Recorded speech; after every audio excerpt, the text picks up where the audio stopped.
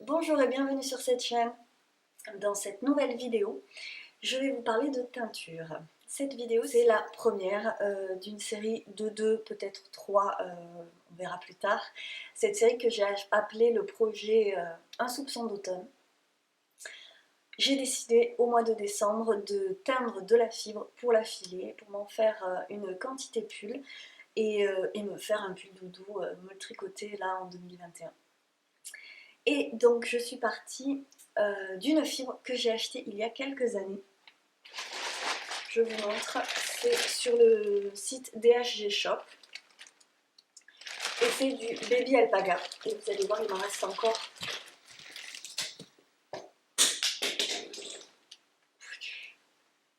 Il m'en reste encore une bonne quantité, puisque je l'avais acheté au kilo. Et cette fibre extrêmement douce et n'est pas teinte, vous voyez, elle est toute naturelle. Du coup, j'ai ma petite expérience en filage, vraiment ma petite expérience en filage, m'a appris que teindre du blanc c'est très lassant.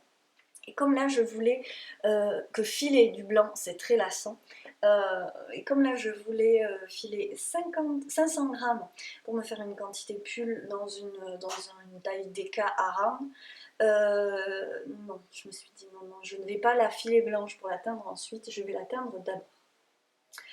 Sachant que je ne suis absolument pas teinturière, hein, si vous me connaissez. J'ai eu quelques expériences en teinture il y a quelques temps déjà. J'ai commencé moi par la teinture naturelle et j'avais déjà teint de la fibre à la Garance. Alors sachant que la teinture naturelle demande un travail vraiment plus considérable que la teinture chimique. Et à l'époque j'avais feutré clairement ma fibre, que j'avais quand même réussi à filer, donc c'était légèrement feutré en surface. Et j'avais déjà découvert le souci qui existe quand on teint de la fibre.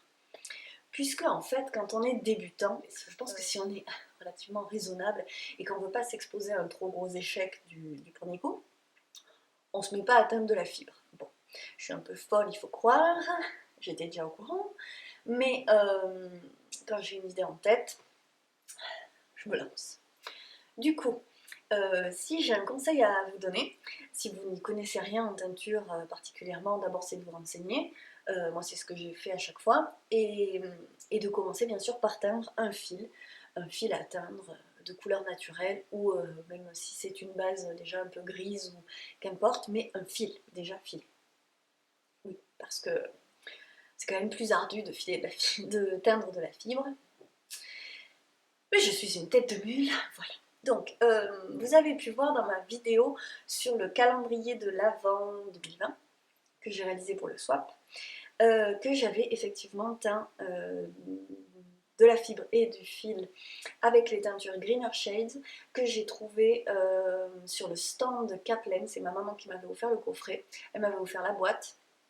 Et je vais vous mettre du coup tous les liens vers la boutique où je trouve la fibre, les teintures aussi, et puis je vais peut-être vous mettre aussi le lien du site Alice Création. C'est là que j'avais acheté ce qu'il fallait pour les teintures naturelles, qui n'ont rien à voir avec cette vidéo, mais on ne sait jamais, ça peut vous intéresser. Voilà. Donc, mon projet, cette fois-ci, c'était de teindre d'abord 500 g de laine, et j'avais une idée en tête bien sûr. J'étais partie sur un gris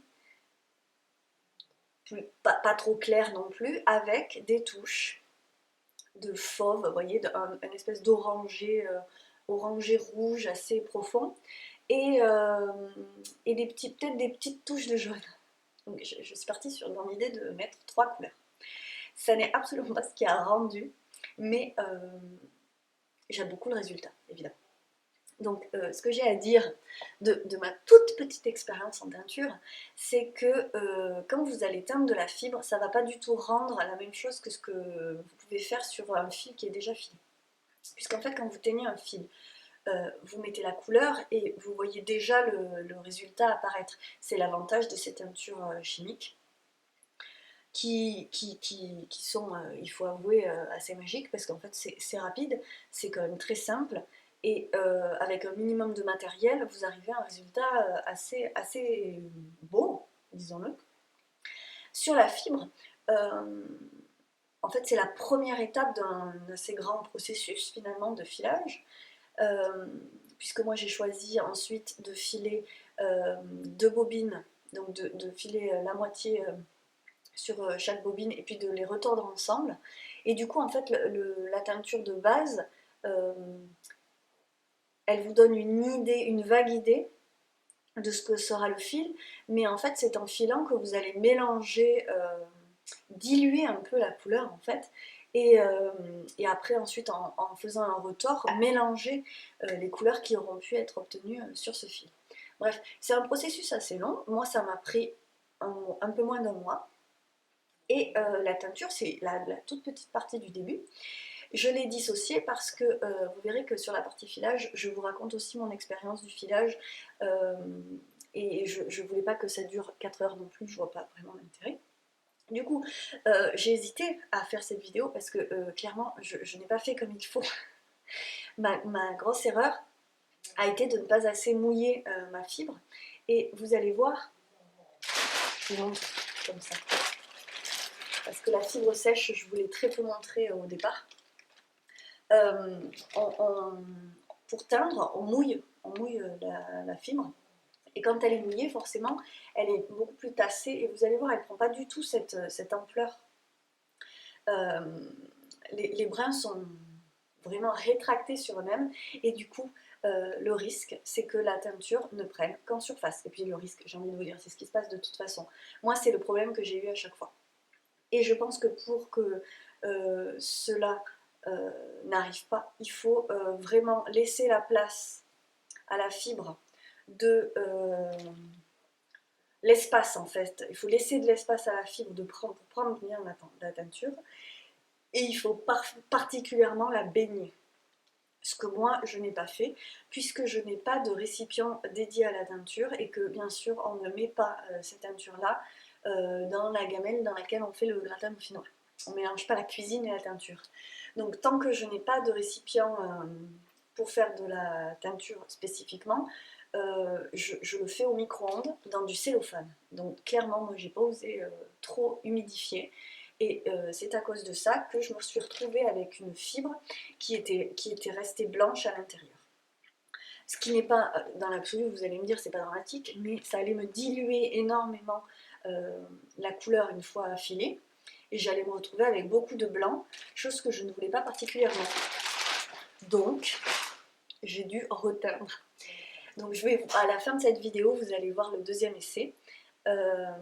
Parce que vraiment, je me suis posé la question. J'ai même commencé à filer une partie. Donc, pour tout ce qui est filage, vous allez voir ça dans la prochaine vidéo. Mais vous verrez qu'au début de la prochaine vidéo, eh ben, je file une fibre qui est encore extrêmement blanche à l'intérieur. Et en fait, je me suis dit non, je vais prendre le temps et je vais reteindre tout ça. Voilà, donc à la fin de cette vidéo, vous allez voir la deuxième édition de teinture. Et sur certains morceaux, j'en ai même fait une troisième édition. Donc pour vous dire, vraiment, en fait, c'est de l'expérience, quoi. Moi, je suis vraiment dans l'amateurisme total. Et puis, en fait, j'ai des plages très courtes, moi, pour faire mes petites expériences, parce que j'ai ma fille à la maison et que finalement, elle me laisse pas 2 heures entières parce que teindre 500 grammes, même si avec cette technique, ça va relativement vite, faut quand même prendre le temps de faire les choses correctement. Du coup, voilà, bon, ça a été un peu galère, hein, c'est vraiment la partie galère, mais je suis quand même contente. Et donc, mon petit projet soupçon d'automne, puisque une fois terminé, vraiment, je me vois dans les sous-bois en automne avec ce fil. Je vous le présente ici, j'espère que ça vous plaira, mais surtout, je vous annonce déjà que je vais refaire de la teinture, pas que sur fibre, hein, mais aussi, puisque vous voyez, j'en ai encore de la non-teinte et que vraiment filer un fil blanc, ça me lasse, mais ça me lasse. Donc on se retrouvera cette année j'espère et de toute façon dans les vidéos de cette chaîne pour faire un peu de teinture. N'hésitez pas aussi à me donner vos conseils, à me poser vos questions. Parce que même si je ne suis pas professionnelle, en vrai des teinturières j'en connais, je pourrais aussi poser des questions.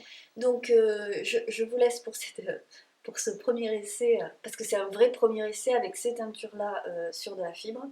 Et je vous donne d'ores et déjà rendez-vous pour un deuxième essai plus concluant du premier coup. Et puis très bientôt sur la chaîne, la suite avec le filage de cette fibre. Voilà. Alors en premier lieu, j'ai pesé 5 fois 100 g de fibres. Et la première étape, c'est d'humidifier correctement la fibre, qu'elle soit entièrement mouillée. Pour ça, il faut y aller vraiment avec beaucoup de douceur pour ne pas la feutrer. Je le fais dans l'eau froide et là c'est en accéléré bien sûr, mais j'y suis allée tout doucement. L'idée étant que tant qu'il y a des bulles d'air, il y a de l'air dans la fibre et qu'il faut qu'il n'y en ait plus. Ensuite je la mets sur les plateaux et puis je la laisse un peu baigner dans l'eau, qu'elle finisse de bien s'imbiber correctement. Et ensuite seulement j'enlèverai l'excédent d'eau, peut-être ce que je n'aurais justement pas dû faire. Donc là vous voyez que j'ai enlevé l'excédent d'eau et je dispose la fibre trop serrée je pense du coup sur mes plateaux en métal, puisque la couleur en fait après ne tâche pas mes plateaux. Voilà, là vous voyez j'ai fait 2 couches, peut-être que j'aurais pas dû non plus. Et j'ai fait comme ça 3 petits plateaux en disposant ma laine. Ensuite, je pèse mes pigments, je fais mes mélanges, donc je vais en faire 3 différents et je commence à imbiber ma fibre avec ma teinture. Donc là, c'était censé être le gris, qui en fait a fini relativement brun. Je pense que clairement, le gris foncé à noir, c'est une des teintures les plus difficiles à réussir. Du moins avec les teintures que moi j'ai. Donc j'y suis allée gaiement en disposant avec une cuillère et moi en fait je mets l'acide citrique qui sert en fait une sorte de fixateur, je le mets dans le bain de teinture avec les colorants. Je ne le mets pas dans l'eau de départ dans laquelle j'ai trempé mes fibres. Et ça fonctionne bien, j'ai jamais eu de déperdition de couleur. Ensuite, donc j'ai fait ma deuxième couleur, là c'est le fauve, l'orangé assez profond. Et j'en ferai une troisième plus jaune ensuite. Et j'en dispose, j'ai à peu près fait un tiers à chaque fois. Là, pour la dernière couleur jaune, je me suis attachée à vraiment en mettre un maximum à tous les endroits où il restait un peu de blanc. Et je presse de façon à ce que la couleur pénètre, du moins c'est ce que j'espérais, puisque finalement j'ai vu que c'était pas parfait.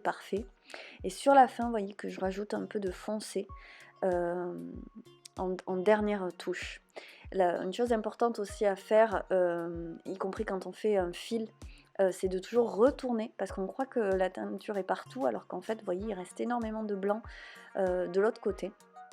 Du coup, chose importante, quand on pense que déjà, là il reste plein de blanc à l'intérieur de ma fibre qui est beaucoup trop tassée. Ensuite, je mets ma dernière touche, donc de la plus foncée. Et je vais emballer tout ça dans du cellophane pour le passer au micro-ondes et passer à la partie cuisson. Donc cette technique marche particulièrement bien aussi avec un fil. Mais comme je disais, je pense que pour la fibre, il faut vraiment faire tremper le tout. Donc quelques minutes plus tard, j'enlève le tout. Là, c'est encore brûlant et je laisse refroidir tranquillement avant de rincer complètement. Donc vous voyez là comme la teinture est encore assez flamboyante. Vous voyez comme les couleurs sont franches. Je rince ensuite à l'eau tiède en pressant très doucement encore une fois pour ne pas feutrer. J'essaye juste de faire pénétrer l'eau et j'enlève l'excédent sur la fin. Et vous voyez que mon eau de rinçage, il reste un tout petit peu de gris, vraiment à peine, mais elle est déjà très claire, ce qui veut dire que la teinture a bien tenu sur la fibre. Et donc là au séchage, Donc là c'est juste de l'essorage, hein, comme mes tricots, j'essore sans tordre. Et voilà le résultat après quelques heures de séchage. Donc pour les faire sécher, j'ai bien ouvert la fibre, hein. Surtout ne pas la laisser tasser pour que tout sèche bien et qu'elle reprenne un peu son gonflant. Donc là, franchement, j'étais assez fière de moi. Le résultat était très très très beau. Et même si c'était pas le gris que j'avais imaginé, on est déjà sur du brun. Je me suis régalée à réaliser des tresses comme on peut acheter chez les teinturières aussi douées. Du coup, je me suis fait des belles tresses pour pouvoir admirer et déjà bien toucher cette fibre qui est donc un baby alpaga extrêmement doux. C'est vrai que le baby alpaga c'est encore plus doux que l'alpaga. Et c'est une fibre très duveteuse qui va garder un certain halo et qui va garder cet aspect de duvet même une fois filée. Donc on voit déjà là sur mes tresses que j'ai ouvertes pour le séchage que y a quand même des parties très très claires, limite blanches. Sur le coup ça m'a pas frappé, mais c'est en commençant à filer la première tresse que j'ai quand même trouvé qu'il restait trop de blanc, que ça ressortait trop sur le fil. Du coup, je me suis attachée à défaire mes jolies tresses pour les ouvrir complètement et vraiment donner tout l'espace à la fibre pour la reteindre une deuxième fois. Et donc juste renforcer ces couleurs que je trouve déjà vraiment très très très belles.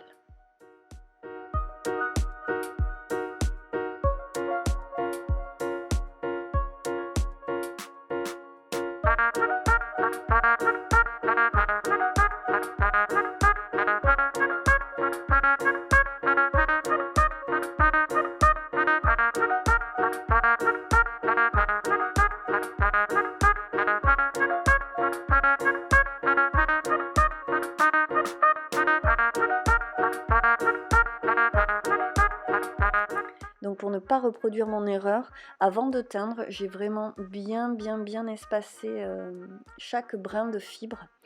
Je l'ai étalé sur mes plateaux, donc j'ai fait un par un cette fois, j'ai pas fait les 5 d'un coup.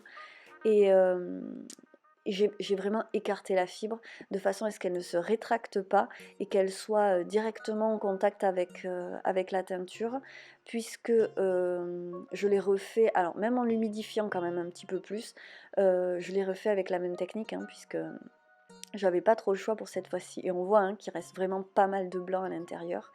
Il s'agissait vraiment d'ouvrir la fibre. Donc j'ai refait mon petit mélange.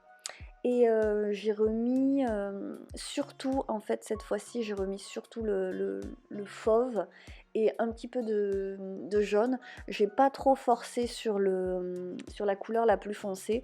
C'est pour ça qu'au final, je me retrouve avec quelque chose de très brun.